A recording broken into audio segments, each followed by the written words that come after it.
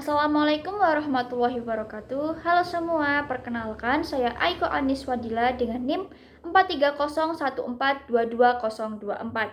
Berdasarkan video proses pembuatan pakasam atau makanan fermentasi ikan yang merupakan makanan khas Kalimantan, bisa kita ketahui bahwa proses fermentasi bisa mengawetkan ikan dan mengubah rasanya menjadi asam. Secara ilmiah, fermentasi pakasam melibatkan aktivitas bakteri asam laktat seperti Lactobacillus sp.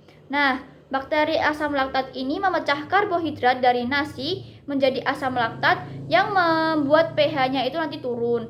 Lingkungan asam ini mencegah pertumbuhan mikroba pembusuk dan juga patogen.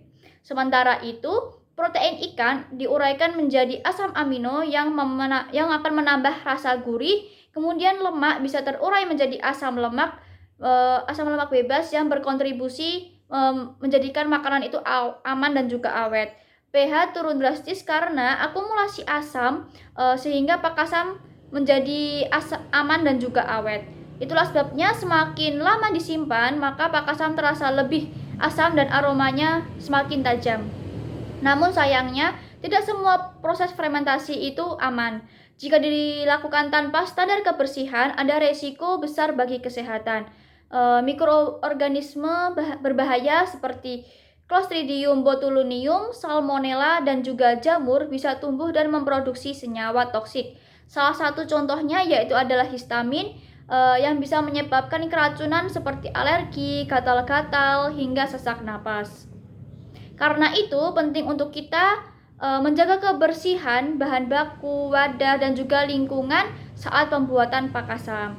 Berdasarkan informasi yang ada bahwa garam dapur yang digunakan untuk membuat pakasam itu nanti akan terasa pahit, sedangkan kita saat menggunakan garam krosok itu tidak pahit.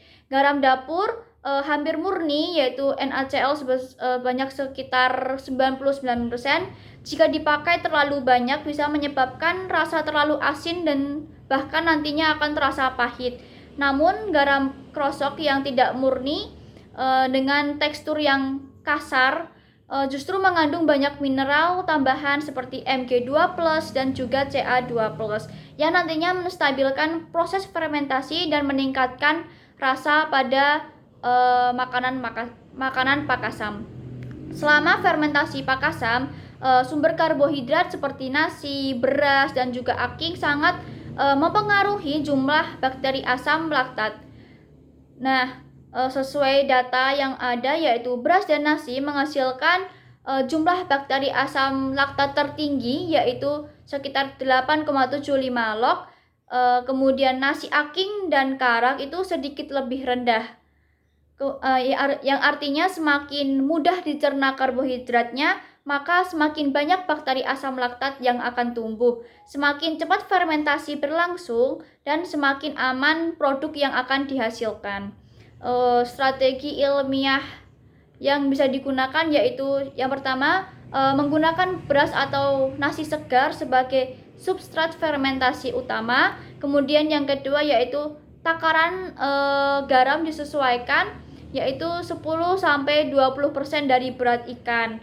Kemudian yang ketiga yaitu menggunakan kultur starter dari bakteri asam laktat untuk mempercepat proses dan meningkatkan konsistensi produk yang akan dihasilkan. Kemudian yang terakhir yaitu kita bisa memastikan bahwa nasi atau beras yang digunakan itu dikukus matang dan bersih agar tidak memicu jamur. Nah, pada video yang sudah dilihat itu menggunakan beras, yaitu sebelum beras dimasukkan ke dalam ikan dan dilanjutkan proses fermentasi, beras disangrai terlebih dahulu supaya beras itu juga matang nantinya. Nah, saat proses fermentasi beras akan menjadi sumber karbohidrat dari bakteri asam laktat. Sekian mungkin dari saya.